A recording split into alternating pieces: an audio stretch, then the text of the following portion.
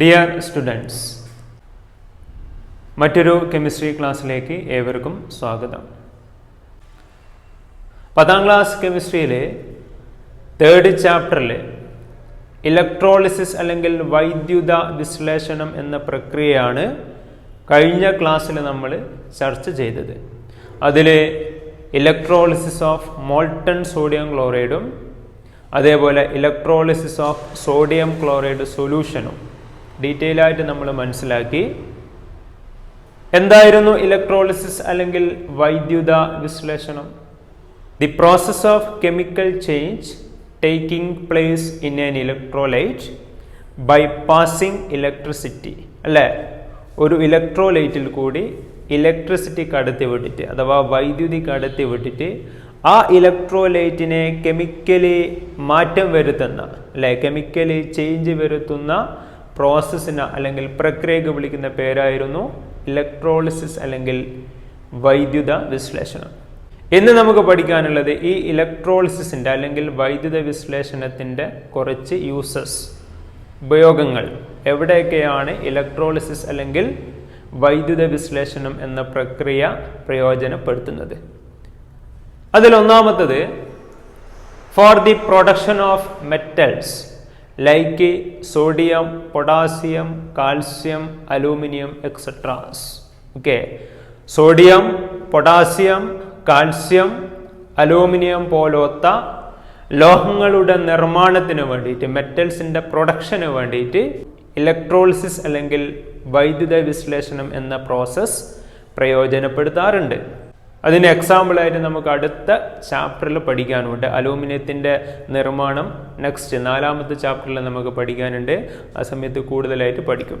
അപ്പോൾ ഒന്നാമത്തെ use for the production of metals like sodium, potassium, calcium, aluminium etceteras. Okay, രണ്ടാമത്തെ use, രണ്ടാമത്തെ ഉപയോഗം for the production of non metals like hydrogen, oxygen, chlorine etceteras. അല്ലെ, non മെറ്റലുകളുടെ അല്ലെങ്കിൽ അലോഹങ്ങളുടെ നിർമ്മാണത്തിന് വേണ്ടിയിട്ടും എന്ത് പ്രയോജനപ്പെടുത്താറുണ്ട്? ഇലക്ട്രോളിസിസ് എന്ന പ്രക്രിയ പ്രയോജനപ്പെടുത്താറുണ്ട്.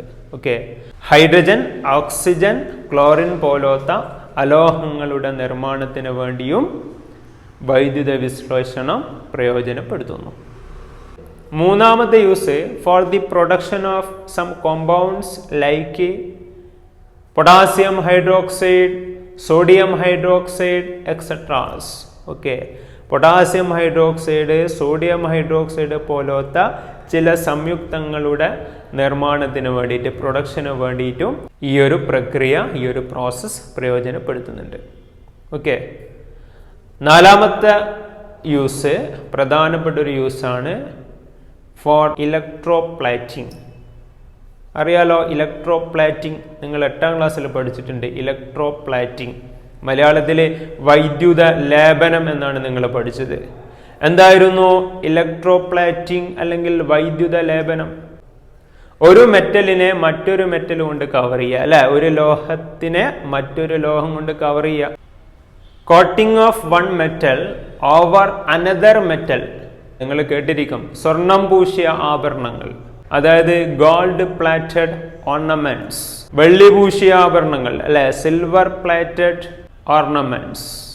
ഇങ്ങനെ ഒരു മെറ്റലിന്റെ മുകളിൽ മറ്റൊരു മെറ്റൽ കവർ ചെയ്യുന്ന, കോട്ട് ചെയ്യുന്ന പ്രോസസ്സിനെ, പ്രക്രിയക്ക് നമ്മൾ വിളിക്കുന്ന പേരായിരുന്നു ഇലക്ട്രോപ്ലേറ്റിംഗ് അല്ലെങ്കിൽ വൈദ്യുത ലേപനം. ഈ വൈദ്യുത ലേപനത്തിനും നമ്മൾ ചെയ്യുന്ന പ്രോസസ് ഇലക്ട്രോളിസിസ് എന്ന പ്രോസസ്സ് തന്നെയാണ്. ഇനി നമുക്ക് പഠിക്കാനുള്ള ഇമ്പോർട്ടൻ്റ് ആയ മറ്റൊരു ഭാഗം copper plating on iron bangle.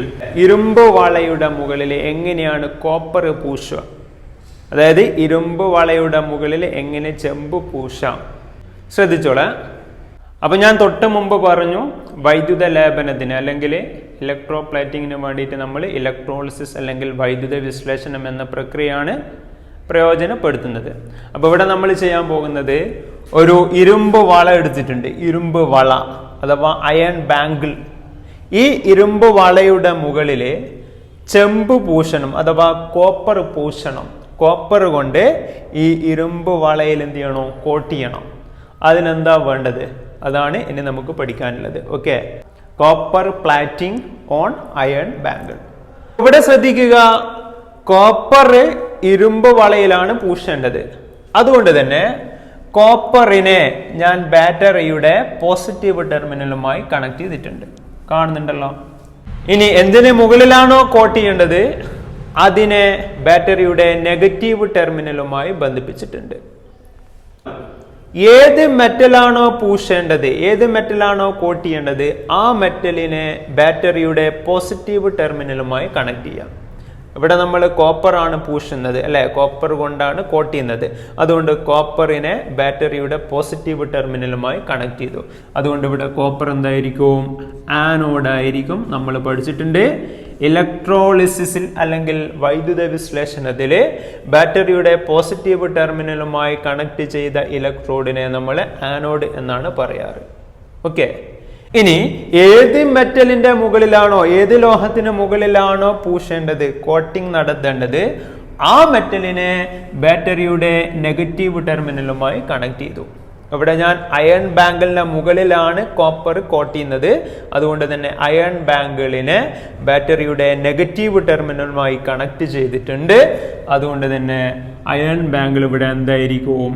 Cathode ആയിരിക്കും. കാരണം ബാറ്ററിയുടെ നെഗറ്റീവ് ടെർമിനലുമായിട്ടാണ് കണക്ട് ചെയ്തിരിക്കുന്നത്. ഇലക്ട്രോളിസിസിൽ അല്ലെങ്കിൽ വൈദ്യുത വിശ്ലേഷണത്തിൽ ബാറ്ററിയുടെ നെഗറ്റീവ് ടെർമിനലുമായി കണക്ട് ചെയ്ത മെറ്റലിനെ അല്ലെങ്കിൽ ഇലക്ട്രോഡിനെ നമ്മൾ എന്താ വിളിക്കാറ്? കാത്തോഡ് എന്നാണ് വിളിക്കാറ്. ക്ലിയർ? അപ്പൊ ഇവിടെ നോട്ട് ചെയ്യേണ്ട കാര്യം, ഏത് മെറ്റലാണോ കോട്ട് ചെയ്യേണ്ടത് അതിനെ ആനോഡായിട്ടും, ഇനി ഏത് മെറ്റലിന്റെ മുകളിലാണോ കോട്ടിംഗ് നടത്തേണ്ടത് അതിനെ കാത്തോഡായിട്ടും എടുക്കുക. ക്ലിയർ? ഇനി ഇതിൽ നമ്മൾ എടുത്തിരിക്കുന്ന സൊല്യൂഷൻ കോപ്പർ സൾഫേറ്റ് സൊല്യൂഷൻ ആണ്. ഓക്കെ, CuSO4 സൊല്യൂഷൻ ആണ്. ഇവിടെ നമ്മൾ കോപ്പർ കൊണ്ടാണ് പൂശുന്നത് അല്ലെ, ഇരുമ്പ് വളയിൽ കോപ്പർ കൊണ്ടാണ് പൂശുന്നത്. അതുകൊണ്ട് കോപ്പറിന്റെ സൊല്യൂഷനായ കോപ്പറിന്റെ ലായനിയാണ് ഞാൻ ഇവിടെ എടുത്തിരിക്കുന്നത്. കോപ്പർ സൾഫേറ്റ് സൊല്യൂഷൻ അല്ലെങ്കിൽ കോപ്പർ സൾഫേറ്റ് ലായനിയാണ് ഞാനിവിടെ എടുത്തിരിക്കുന്നത്. ഓക്കെ, ഇനി ഇവിടെ നടക്കുന്ന കെമിക്കൽ ചേഞ്ച്, രാസമാറ്റങ്ങൾ എന്തൊക്കെയാണെന്ന് നോക്കാം. കോപ്പർ ആനോഡാണ്. ആനോഡിൽ എന്തേലും നടക്കേണ്ടത്? ഓക്സിഡേഷൻ അല്ലെങ്കിൽ ഓക്സീകരണം അല്ലെ. കോപ്പറിന് ഓക്സിഡേഷൻ നടന്നാൽ എന്തേലും കിട്ടാം? Cu, 2 ഇലക്ട്രോണുകളെ വിട്ടുകൊടുത്താൽ Cu2+ അയോണായിട്ട് മാറും. നമ്മൾ പഠിച്ചതല്ലേ, ഒരുപാട് രാസപ്രവർത്തനങ്ങൾ നമ്മൾ എഴുതിയതാ. Cu ഗിബ്സ് Cu2+ അല്ലെ. Cu 2 ഇലക്ട്രോണുകളെ വിട്ടുകൊടുത്തിട്ട് Cu2+ ആയിട്ട് മാറി, പ്ലസ് വിട്ടുകൊടുത്ത 2 ഇലക്ട്രോണും.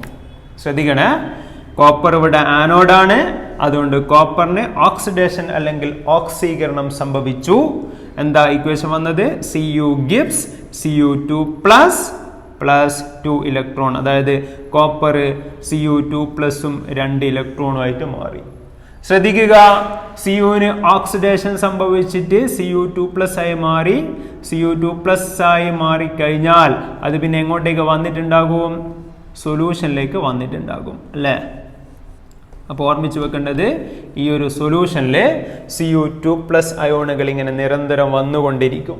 കാരണം ഇതിലുള്ള കോപ്പറിന് ഓക്സീകരണം സംഭവിക്കുന്നുണ്ട്, ഓക്സിഡേഷൻ സംഭവിക്കുന്നുണ്ട്. അതിൻ്റെ ഫലമായിട്ട് ഇതിലുള്ള കോപ്പർ എന്തായിട്ട് മാറുന്നു? Cu2+ അയോണായിട്ട് ലായനിയിലേക്ക്, സൊല്യൂഷനിലേക്ക് വരുന്നു. ക്ലിയർ?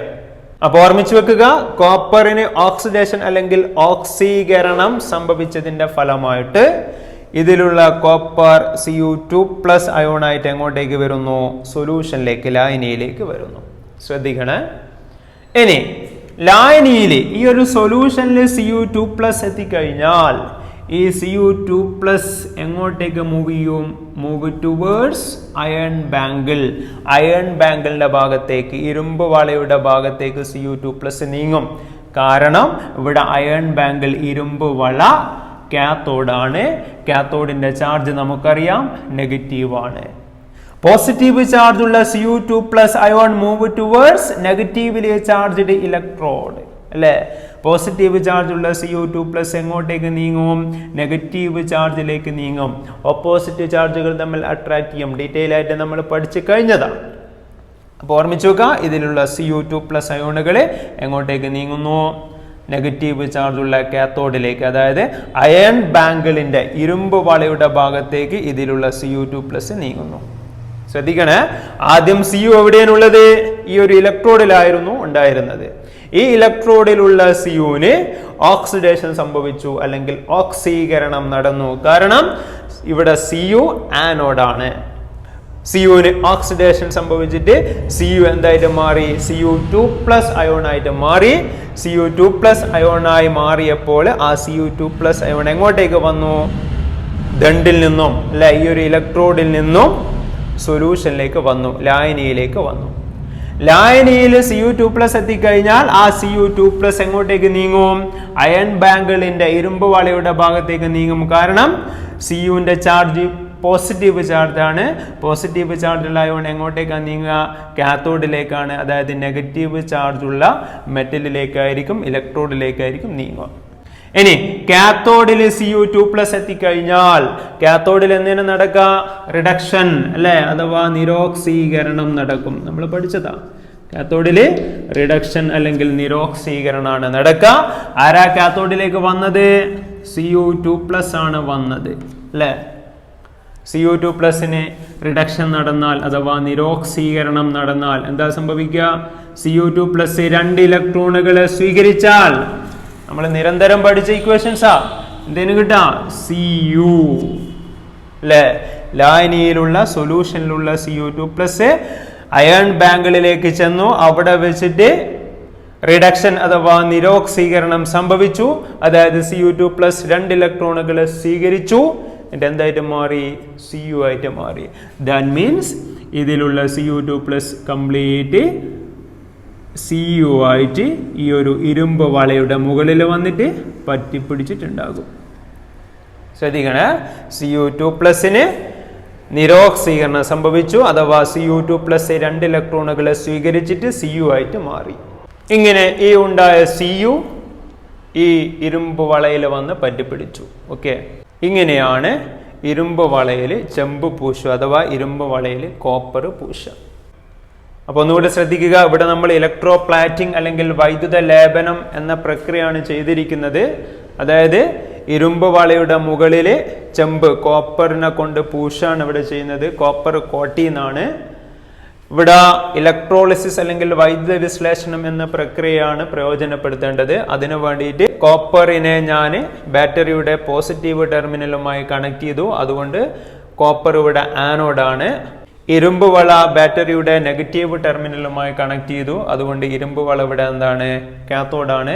ശ്രദ്ധിക്കുക, ഏത് മെറ്റലാണോ കോട്ട് ചെയ്യേണ്ടത് അതിനെ ബാറ്ററിയുടെ പോസിറ്റീവ് ടെർമിനലുമായി കണക്ട് ചെയ്യാം.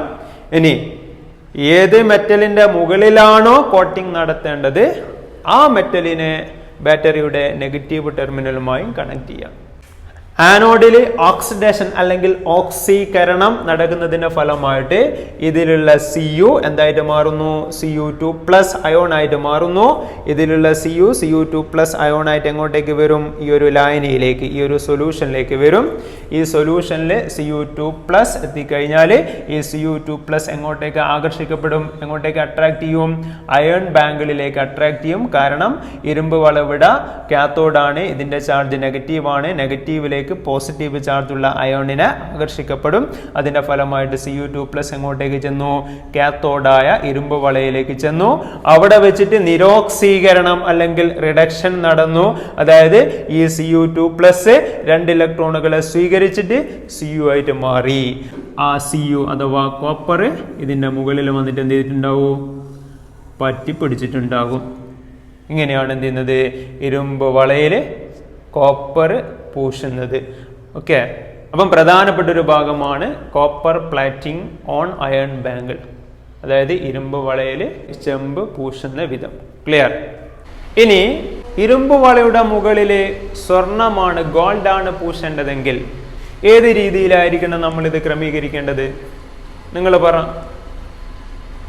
ബാറ്ററിയുടെ പോസിറ്റീവ് ടെർമിനലുമായി കണക്ട് ചെയ്യേണ്ടത് ഏതിനെയായിരിക്കണം? ഗോൾഡ് ആയിരിക്കണം, അല്ലെ? ഗോൾഡിനെ, അല്ലെ? ഗോൾഡിന്റെ ഒരു ഇലക്ട്രോഡ് എടുക്കുക, ആ ഇലക്ട്രോഡിനെ ബാറ്ററിയുടെ പോസിറ്റീവ് ടെർമിനലുമായി കണക്ട് ചെയ്യുക. ഇരുമ്പ് വളയന നെഗറ്റീവ് ടെർമിനലുമായി കണക്ട് ചെയ്തു. ഓക്കെ, മാറ്റമൊന്നുമില്ല. ഇനി സൊല്യൂഷൻ ആയിട്ട് ലായനിയായിട്ട് എന്താ എടുക്കേണ്ടത്? ഗോൾഡിന്റെ ലായനി എടുക്കണം അല്ലെ, ഗോൾഡിന്റെ സൊല്യൂഷൻ എടുക്കണം. അതിന് വേണ്ടിയിട്ട് നമ്മൾ എടുക്കേണ്ടത് ഗോൾഡ് സയനൈഡിന്റെയും സോഡിയം സയനൈഡിന്റെയും സൊല്യൂഷൻ ആയിരിക്കണം. ഓക്കെ, ഗോൾഡ് സയനൈഡിന്റെയും സോഡിയം സയനൈഡിന്റെയും സൊല്യൂഷൻ ആയിരിക്കണം ഈ ഒരു കേസിൽ സൊല്യൂഷൻ ആയിട്ട് എടുക്കേണ്ടത്, ലായനിയായിട്ട് എടുക്കേണ്ടത്. സിമ്പിൾ ആണ്. ഗോൾഡിനെ നമ്മൾ ബാറ്ററിയുടെ പോസിറ്റീവ് ടെർമിനലുമായി കണക്ട് ചെയ്തു. അയൺ ബാങ്കിളിനെ, ഇരുമ്പ് വളയനെ ബാറ്ററിയുടെ നെഗറ്റീവ് ടെർമിനലുമായി കണക്ട് ചെയ്തു. എന്തിലാണോ ഇതിനെ താഴ്ത്തേണ്ടത്?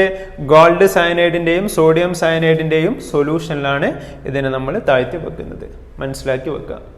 ഇനി ശ്രദ്ധിക്കുക, ഇരുമ്പ് വളയിലെ സിൽവർ പൂശണം, വെള്ളി പൂശണം. അങ്ങനെയാണെങ്കിൽ എന്താ വേണ്ടത്? ബാറ്ററിയുടെ പോസിറ്റീവ് ടെർമിനലുമായിട്ട് സിൽവർ, വെള്ളി കണക്ട് ചെയ്യാം അല്ലെ. വെള്ളിയുടെ ഒരു ഇലക്ട്രോഡ് എടുക്കുക, ആ ഇലക്ട്രോഡിനെ ബാറ്ററിയുടെ പോസിറ്റീവ് ടെർമിനലുമായി കണക്ട് ചെയ്യാം. ഇവിടെ നമ്മൾ അയൺ ബാങ്കിൾ, ഇരുമ്പ് വള മാറ്റേണ്ട ആവശ്യമില്ല. കാരണം ഇരുമ്പ് വളയുടെ മുകളിലാണ് സിൽവർ പൂശുന്നത് അല്ലെ, വെള്ളി പൂശുന്നത്. അതുകൊണ്ട് അത് മാറ്റേണ്ട ആവശ്യമില്ല. ഇനി സൊല്യൂഷൻ ആയിട്ട് എന്താ എടുക്കേണ്ടത്? സിൽവറിന്റെ സൊല്യൂഷൻ എടുക്കണം. സിൽവറിന്റെ സൊല്യൂഷനായ സിൽവർ നൈട്രേറ്റ് സൊല്യൂഷൻ എടുത്താൽ മതി. സിൽവർ നൈട്രേറ്റ് സൊല്യൂഷൻ അല്ലെങ്കിൽ സിൽവർ നൈട്രേറ്റ് ലായനി എടുത്താൽ മതി. ഇനി അല്ലെങ്കിൽ സിൽവർ സയനൈഡിന്റെയും സോഡിയം സയനൈഡിന്റെയും സൊല്യൂഷൻ എടുത്താൽ മതി. ഓക്കെ, ഒന്നുകിൽ സിൽവർ നൈട്രേറ്റ് സൊല്യൂഷൻ എടുക്കുക, അല്ലെങ്കിൽ സിൽവർ സയനൈഡിന്റെയും സോഡിയം സയനൈഡിന്റെയും മിശ്രിതം സൊല്യൂഷൻ ആയിട്ട് എടുക്കുക.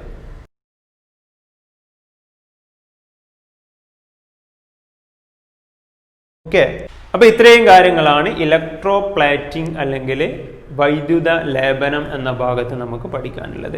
അപ്പം ഇലക്ട്രോപ്ലേറ്റിംഗിന് എക്സാമ്പിൾസ് ഓർമ്മിച്ച് വെക്കുക.